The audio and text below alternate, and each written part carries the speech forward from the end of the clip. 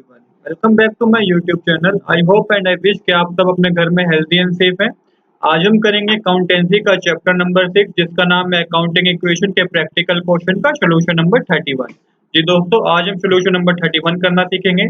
इससे पहले solution number 30 तक मैं आपको करा चुका हूँ। मैं आपको सजेस्ट करूंगा कि यदि अभी तक आपने मेरी पिछली वीडियो नहीं देखी है तो आप एक बार वो वीडियो देखें। लिंक आपको इस वीडियो के डिस्क्रिप्शन में प्रोवाइड हो जाएगा, नहीं तो आप मेरे चैनल के प्लेलिस्ट में जाएंगे तो वहाँ पे भी आपको सारी वीडियो अवेलेबल होंगी। चलिए अब बिना देरी के शुरू करते हैं अपना क्वेश्चन नंबर 31। क्वेश्चन नंबर 31 मैंने ऑलरेडी नोट कर रखा है। क्वेश्चन नंबर 31 हमें कह रहा है open T shape account for furniture and right the following on the proper side. तो ये 6 ट्रांजैक्शन हमें दे रखी है जिनका हमें टी शेप अकाउंट बना के दिखाना है और प्रॉपर ट्रांजैक्शन को डेबिट या क्रेडिट में लिखना है।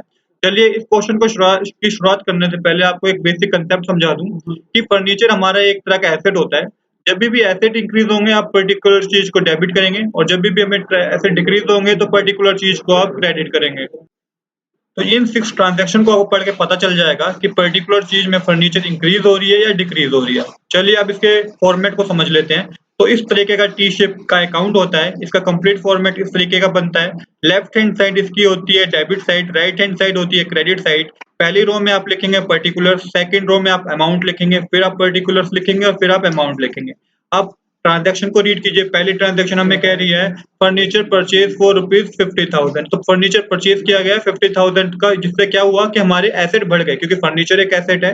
हमारे एसेट क्या हो गए, इंक्रीज हो गए। मैंने आपको बताया था कि जब भी एसेट इंक्रीज होगा उस पर्टिकुलर एंट्री को आप कहाँ किस साइड लिखेंगे, डेबिट साइड लिखेंगे। तो यहाँ पे आपको लिखना है फर्नीचर परचेज फॉर कितने रुपीज का है वो आप अमाउंट के कॉलम में लिख दीजिए ₹50,000। ऐसे सेकंड ट्रांजैक्शन हमें पढ़नी है फर्नीचर सोल्ड कॉस्टिंग ₹20,000। अब फर्नीचर बेचा गया है।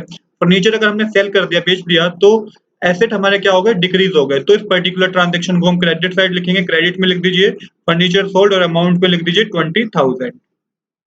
थर्ड ट्रांजैक्शन हमें कह रही है फर्नीचर डिस्ट्रॉय बाय फायर। अब क्या हुआ, फर्नीचर डिस्ट्रॉय हो गया है फायर से, तो इससे भी क्या हुआ, हमारे फर्नीचर क्या हो गए, डिक्रीज हो गए। तो ये पर्टिकुलर एंट्री भी किस साइड जाएगी, क्रेडिट साइड जाएगी। तो आपको मेंशन करना होगा पर्टिकुलर्स में फर्नीचर डिस्ट्रॉय और अमाउंट के कॉलम में आप अमाउंट मेंशन कर दीजिए जो कि ₹16,000 है।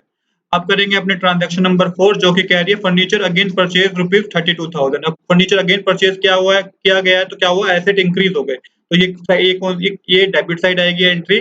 तो इसका अमाउंट आप अमाउंट के कॉलम में लिख दीजिए 16,000। आपको ऐसे लिखना होगा new furniture purchase 32,000। Transaction number 5 हमें कह रही है ओल्ड फर्नीचर डिस्कार्डेड ₹2,000। तो क्या हुआ कि फर्नीचर डिस्कार्ड कर दिया गया है। तो इससे क्या हुआ कि हमारे एसेट क्या हो गए, कम हो गए। एसेट कम हो गए तो पर्टिकुलर एंट्री किस साइड जाएगी, क्रेडिट साइड जाएगी। यहाँ पे आपको लिखना है फर्नीचर डिस्कार्डेड, अमाउंट में लिख दीजिए 2,000। लास्ट ट्रांजैक्शन हमें कह रही है value of furniture was reduced by 5,000। अब क्या हुआ कि वैल्यू ऑफ फर्नीचर क्या होगी, कम हो गई है ₹5,000। तो ये ट्रांजैक्शन भी किस साइड जाएगी, क्रेडिट साइड जाएगी। क्यों जाएगी, क्योंकि एसेट हमारे क्या हो गया, कम हो गए। तो यहाँ पे आपको लिखना है वैल्यू रिड्यूस, अमाउंट में आप लिख दीजिए 5,000।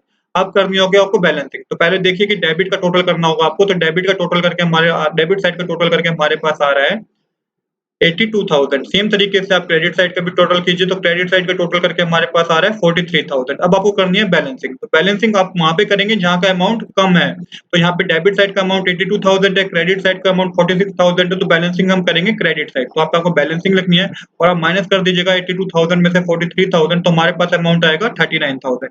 अब क्या हुआ कि दोनों साइड क्या हो गई, इक्वल हो गई है। तो आप मेंशन कर दीजिए दोनों साइड 82,000 डेबिट साइड और 82,000 ही क्रेडिट साइड। देखिए कितने सिंपल तरीके से हमारा क्वेश्चन नंबर 31 कंप्लीट भी हो गया। आज के लिए दोस्तों इतना ही। If you like this video please do subscribe this channel. Thanks for watching.